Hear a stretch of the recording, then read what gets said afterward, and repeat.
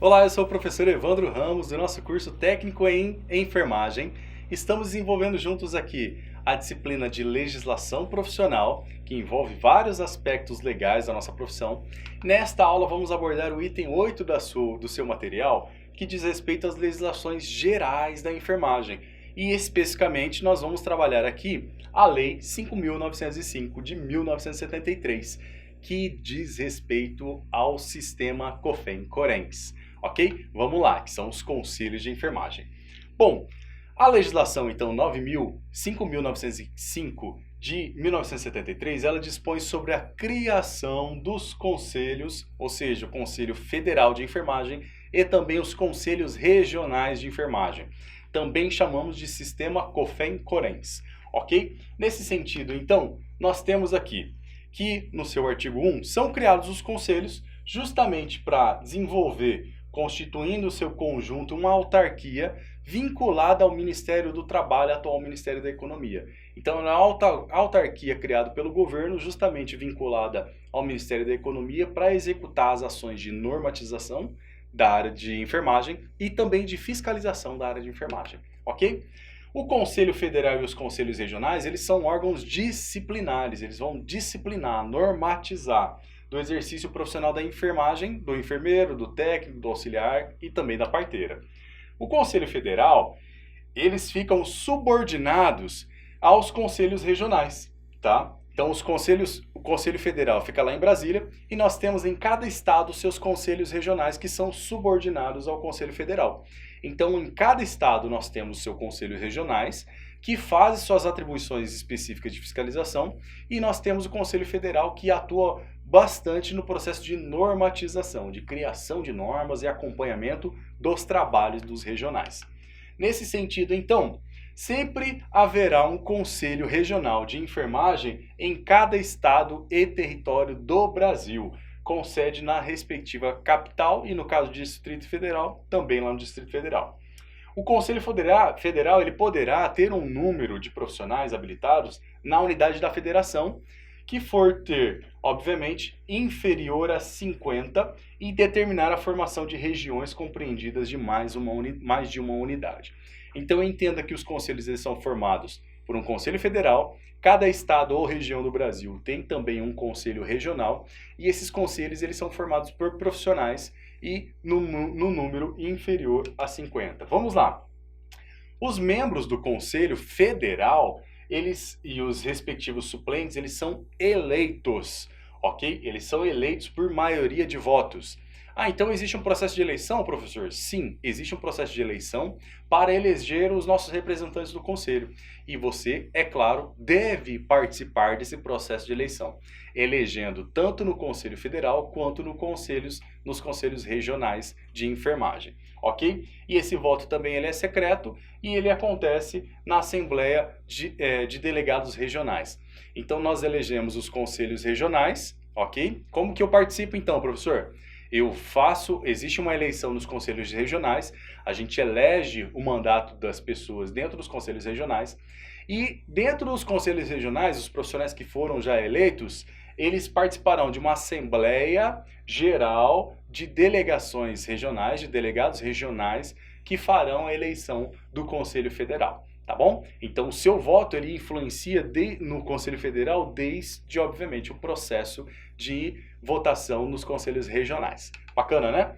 O Conselho Federal ele elegerá, dentre os seus membros, em sua primeira reunião, o presidente e o vice-presidente do Conselho Federal de Medicina, de Enfermagem. O processo dos conselhos de medicina, de farmácia, de odonto, eles são parecidos com os nossos processos da enfermagem. O primeiro e o segundo secretários e também o primeiro e o segundo tesoureiros. Então nós temos que compõem, obviamente, o Conselho Federal, presidente e vice-presidente. Nós temos também o primeiro e segundo secretário e o primeiro e segundo tesoureiros. Primeiro e segundo secretários e primeiro e segundo tesoureiros, que fazem parte dessa diretoria do Conselho Federal de Enfermagem. Compete ao Conselho Federal de Enfermagem aprovar o seu regimento próprio de regulamentação de como acontecerá, obviamente, todos os seus processos de andamento e processo de reuniões e encontros e o processo deliberativo, e também dos conselhos regionais. O Conselho Federal de Enfermagem cria o regulamento e o regimento interno dos conselhos regionais, como que acontecerá, como que serão os atendimentos, como que será o processo de fiscalização. E também compete ao Conselho Federal instalar os conselhos regionais, elaborar o código de ética e alterá-lo também sempre que necessário, quando necessário também ouvir todos os conselhos regionais.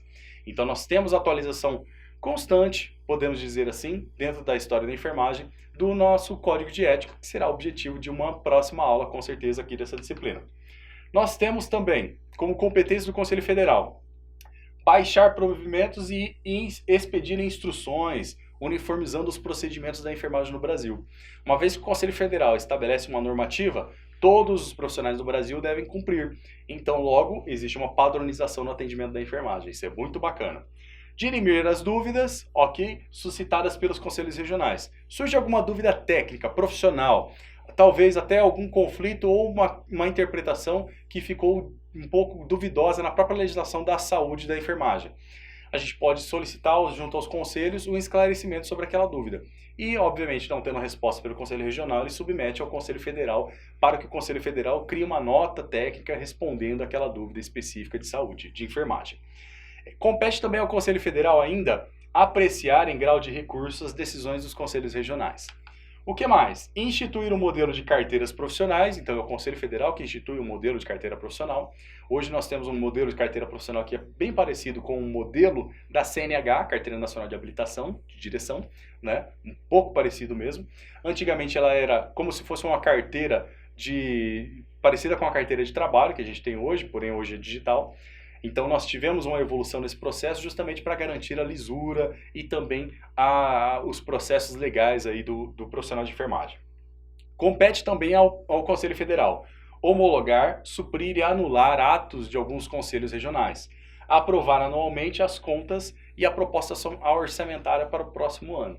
Então existe um processo orçamentário também, existe um processo de investimentos, existe um processo também de manutenção desse sistema COFEM-CORENS que, obviamente, o Conselho Federal, ele submete a sua aprovação justamente para usar o dinheiro, literalmente, das suas fontes de renda de maneira correta. Vamos lá, promover estudos e campanhas de aperfeiçoamento profissional, publicar relatórios anuais dos seus trabalhos, convocar e realizar eleições de forma direta e exercer as demais atribuições que lhe são conferidas por lei, conforme a sua criação, que é uma autarquia. Nós temos também outra informação lá no artigo 9º dessa mesma lei, que o mandato dos membros do Conselho Federal será honorífico e terá uma duração de 3 anos, admitida uma recondução, uma reeleição. Então, essas atribuições dos profissionais eleitos, presidente, vice-presidente, tesoureiro, secretários, né, primeiro e segundos, eles terão duração de mandato de 3 anos e eles podem ser reeleitos trabalhando aí 6 anos direto, sem nenhuma interferência, porém, é claro que foram votados em uma nova eleição. Outra questão, a receita dos conselhos. De onde vem o dinheiro do Conselho Federal de Enfermagem? Uma porcentagem, então 1/4 vem da taxa de expedição da carteira. Pagamos ali a taxa, 1/4 desse valor para expedir a carteira vai para o Conselho Federal. 1/4 vem de multas aplicadas pelo Conselho Regional de Enfermagem. 1/4 também vem das unidades recebidas, então pagamos a anuidade, 1/4 vai para o Conselho Federal. E a outra parte fica, obviamente, com o Conselho Regional instituído.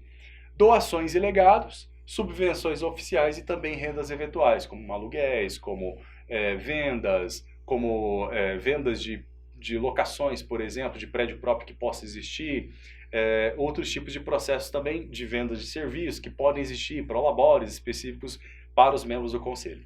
Então são fontes de renda também.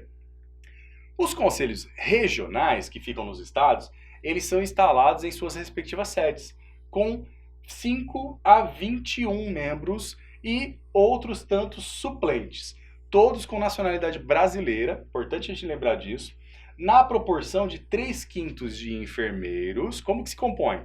3/5 dos conselhos regionais são enfermeiros, 2/5 são profissionais das demais categorias. ok? 3/5 enfermeiros, 2/5 profissionais das outras categorias.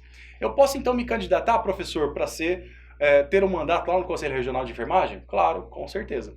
Estando dentro dos aspectos da legislação, tendo seu certificado, tendo a inscrição regular lá no Conselho, você pode com certeza participar de um processo de eleição, montar uma chapa e participar, ok?